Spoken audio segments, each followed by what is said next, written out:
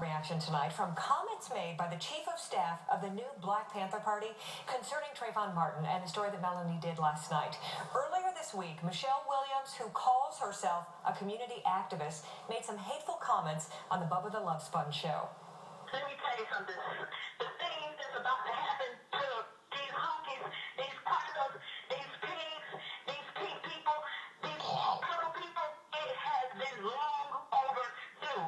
My prize right now this evening. Michelle, you still there? Yep, I'm listening. All right. It's going to be the Downey, the arrest, dead or alive, for George Zimmerman. You feel me? Michelle, really? I'm listening. You are so much better than that, honey. After we aired our story, several people contacted 10 News investigator Mike Deason and said he needed to look into Michelle Williams' background. He did. Mike joins us now in the studio with more. What did you find out, Mike? Well, Heather, what we found out is that Michelle Williams, who was once known as Michelle Conyers, has had several run-ins with the law. More about that in a moment. But we also heard from several people in the African-American community who say this so-called community activist doesn't speak for them, and they're not pleased with what she had to say, even though she told 10 News she had remorse about her initial comments. So in my words that I had to say out of anger will make the American people address this issue.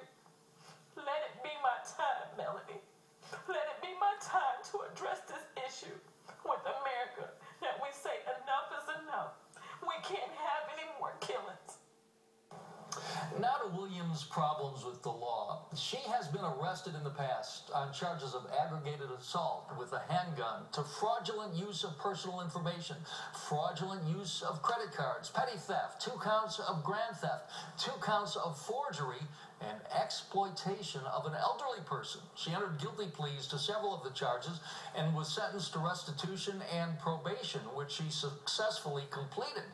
And Williams, who hasn't been in court since 2005, contacted us late this afternoon to admit she has had problems in the past. We immediately started praying. We were crying. I just ran away and held my head in my hands and just was crying, was bawling out crying.